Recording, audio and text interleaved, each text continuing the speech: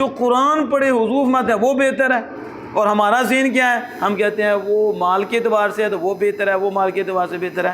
ہماری سوچ دین سے کتنی پیچھے ہٹ گئی ہے کہ ہمارے آقا صلی اللہ علیہ وسلم میں بہتر وہ ہے جو قرآن سیکھتا ہے، جو قرآن پڑھتا ہے، اور صرف پڑھتا نہیں، اتنا نہیں آپ نے فرمایا کہ صرف ایک ہی حصہ ہے کہ بس وہ سیکھتا ہی ہے، میں وہ علامہ، پہلے وہ شاگرد ہے پھر استاد ہے، دو کام کرتا ہے، شاگردی کرتا ہے پھر اللہ فضل فرماتا ہے استاد بن جاتا ہے، تو سیکھتا ہے اور سکھاتا ہے، صرف اپنے تک محدود نہیں رکھتا کہ بس میں نے اپنے آپ کو سنوارنا ہے، میں نے پڑھ لیا بس آگے فیض دینا ہی نہیں، آگے امت کی خیر خواہی کرنی ہی نہیں، اب بھائی بہنوں کی خیر خواہی نہیں کرنی۔ خیرکم من تعلم القرآن وعلمہ، اللہ کے نزدیک تم میں بہتر شخص وہ ہے جو قرآن پڑھے اور قرآن پڑھائے۔ کیا کرے؟ اب بتاؤ نا، تو کیا ہمیں اپنی سوچ ٹھیک کرنی چاہیے کہ نہیں چاہیے؟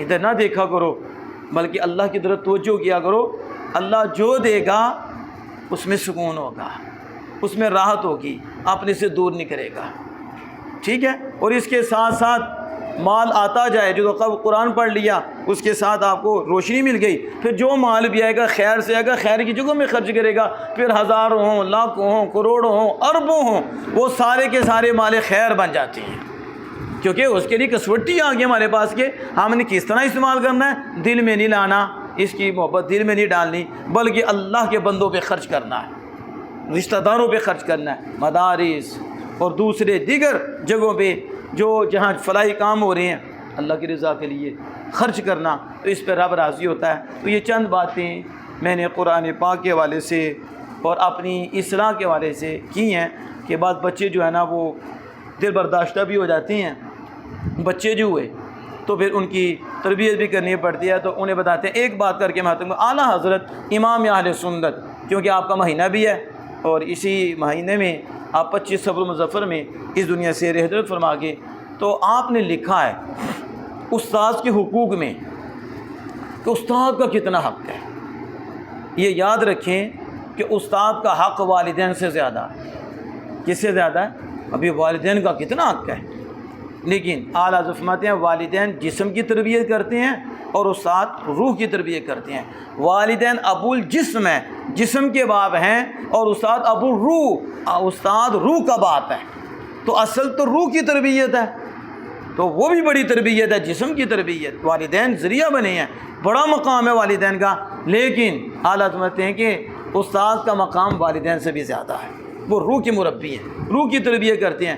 اس حوالے سے اعلیٰ حضرت نے ایک بات لکھی، آپ فرماتے ہیں کہ ایک باپ نے اپنا بیٹا پڑھنے کے لیے استاد کے حوالے کر دیا، مفہوم و خلاصہ بتا رہا ہوں، انہوں نے سورۃ فاتحہ پڑھائی۔ کیا پڑھائی؟ بچے نے الحمدللہ رب العالمین سیکھ لی۔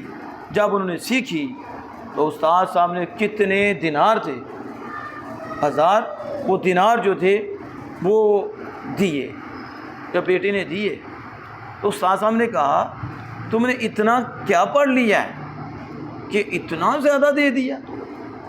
یعنی ابھی پڑھا کیا آپ نے کہ اتنی خدمت کر رہی ہو اور اتنے تحفے تحائف دے رہی ہو؟ بیٹے کے باپ نے کہا اب اس استاد کے پاس نہیں میں نے تجھے پڑھانا۔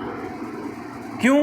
اس استاد کو تو قدر ہی نہیں ہے، وہ استاد ہے، اسے یہ پتہ ہی نہیں کہ اس نے سورۃ فاتحہ سکھا دیا میرے بیٹے کو، وہ کتنی بڑی دولت ہے جو اس نے سکھا دی ہے، اسے تو خود قرآن کی قدر نہیں، تو جس استاد کو قرآن کی قدر نہیں میں اپنا بیٹا وہاں پڑھاؤں؟ آپ سمجھ رہے ہیں؟ آج ہم تو دیکھتے نہیں، ہم جہاں جاتے ہیں بچے بھیج دیتے ہیں، لیکن انہوں نے بتایا کہ اس قرآن کا بدلہ کون دے سکتا ہے؟ انہوں نے تو ام الکتاب اور ام القرآن، جو قرآن کی اصل ہے اور کتاب کی اصل ہے، جس کے اندر قرآن کے سارے مضامین جمع ہے، یعنی یوں کہہ لو کہ سورۃ فاتحہ جتنا بھی قرآن ہے مختصراً سورۃ فاتحہ کے اندر ہے، اور یہ سورۃ فاتحہ اتنی جامع ہے کہ اس کی تفسیر کرتے رہو، تفسیر کرتے رہو، قیامت تو آ جائے گی، الحمد سے بھی باہر نہ جائے اس کی تفسیر۔ تو یہ کتاب انہیں پڑھائی۔ امام اعظم ابو حنیفہ رضی اللہ تعالیٰ عنہ کے متعلق بھی آتا ہے کہ جب آپ کے بیٹوں نے سیکھا تو آپ نے پھر کتنا مال تھا کہ اس اللہ کے شکر میں ادا کر دیا۔ تو پھر امام صاحب نے کیا کہا؟ ابھی اتنا ہی ہے، ابھی ابھی اور ہوتا تو یہ بھی میں دے دیتا. کیوں؟ اللہ کی پاک کلام سو فاتحہ میرے بیٹے کو سکھائی ہے. تو جو قدردان ہے وہ جانتی ہیں. تو اس لیے آپ کو جنہوں نے بسم اللہ پڑھا دی ہے تو ان کا مقام کتنا ہے. تو جس نے پورا قرآن پڑھا دی ہے. اور آپ بچے چھوٹے چھوٹے جیسے یہ باپ میں تو کرتا رہتا ہوں باتیں آپ سنتے رہتے ہو کہ ذرا باپ کی طرف سے کوئی تکلیف مل جائے. باپ ہوتا ہے, کبھی مسٹیک بھی ہو جاتی ہے. باپ یہ کون سا وہ معصوم ہے, ہو جاتی ہے. لیکن کرتے کیا ہیں, باپ کے منہ پہ بولتے ہیں, ماں کے منہ پہ بولتے ہیں, بدتمیزی کر. ادھر تک نہیں, پھر محلے میں جا کے بتائیں کہ میرے ابا جی نے ایسا کیا, میری اماں جی نے ایسا کیا. یہ ٹھیک ہے بات؟ باپ کا دل دکھ جائے گا کہ میں نے کتنی اس پہ محنت کی. آج اگر میں نے کچھ سختی تھوڑی کر لی ہے یا مجھ سے مسٹیک ہو گئی ہے تو یہ سارا بھول گیا ہے. یہ آیا کیسے تھا؟ آج یہ بول رہا ہے تو سبب تو رب نے ہمیں ہی بنایا نا. آج یہ چل رہا ہے تو سبب تو ہمیں رب نے بنایا نا. آج اسے جو ملا ہے تو سبب تو رب نے ہمیں بنایا نا. لیکن یہ آج ایسا دور آ گیا دین سے دوری کی وجہ سے, وہ باپ کو نہیں بخش دے, ماں کو نہیں بخش دے, باہر جا کے محلے میں ڈنڈورا پھیرتے ہیں, غیبتیں کرتی ہیں باپ کی.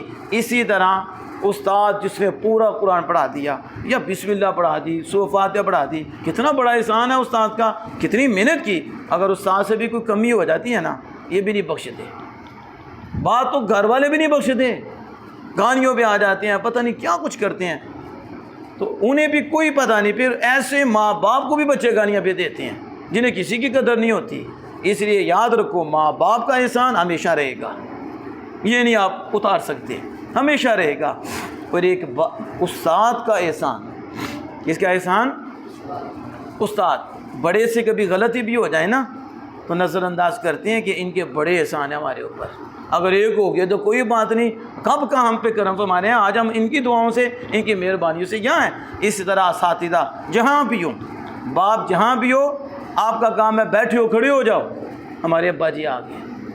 ابا جی کی روح بھی خوش ہو جائے. کتنا فرما بردار بچہ ہے کہ میں کھڑا ہوں تو یہ کھڑا ہے, میں بیٹھا ہوں تو بیٹھتا ہے. اس طرح استاد آئیں تو کھڑے ہو جاؤ, استاد بیٹھے تو بیٹھ جاؤ.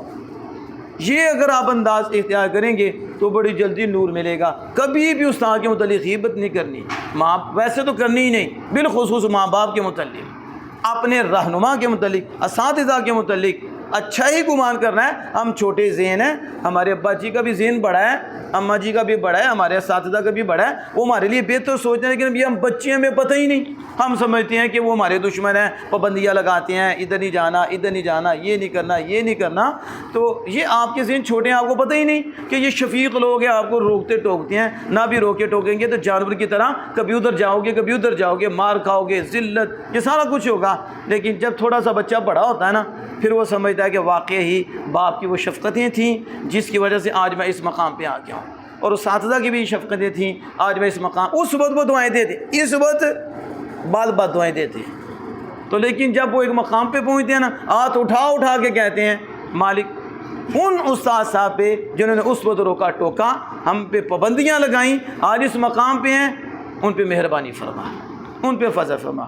ٹھیک ہے, تو یہ چند چیزیں آپ نے یاد رکھنی ہیں. اساتذہ کا احترام ہر وقت, اور والدین کا احترام ہر وقت. گردن جھکی رہے, کبھی غیبت, کبھی ایسی بات نہیں کرنی. اللہ جل وعلا سے دعا کہ اپنے محبوب کریم صلی اللہ علیہ وسلم کے صدقہ سے آپ فہد صاحب کو منزل کو مضبوط کرنے اور اس پہ عمل کرنے کی توفیق عطا فرمائے, اور ان کو آگے بھی یہ پڑھائی جاری رکھنے کی توفیق عطا فرمائے. اساتذہ جنہوں نے محنت کی, اللہ ان کو جزائے جزیل عطا فرمائے, اور ان کے والدین بالخصوص اور بالعموم باقی رشتہ دار جنہوں نے فخر کی اتنے عرصے میں تعاون کیا, کوششیں کیں, اللہ عز و جل انہیں بھی اپنی پاک بارگاہ سے جزائے جزیل عطا فرمائے, اور اس بچے کو والدین کے لیے ہر گھڑی رحمت اور ثواب کا باعث بنائے, اور دونوں جہاں کی اس کی وجہ سے مالک ان کو خوشیاں عطا فرمائے.